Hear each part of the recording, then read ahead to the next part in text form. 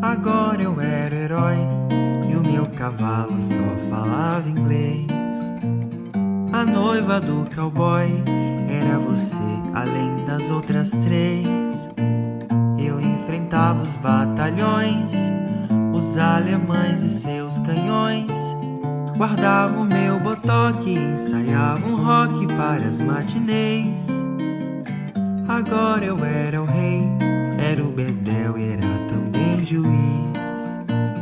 E pela minha lei, a gente era obrigado a ser feliz.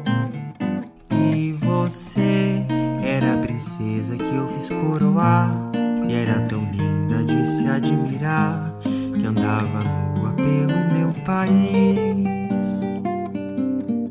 Não, não fuja não, finja que agora eu era o seu brinquedo. Eu era o seu peão, o seu bicho preferido. Vem, me dê a mão, a gente agora já não tinha medo. No tempo da maldade achou que a gente nem tinha nascido. Agora era fatal que o faz de conta terminasse assim. Pra lá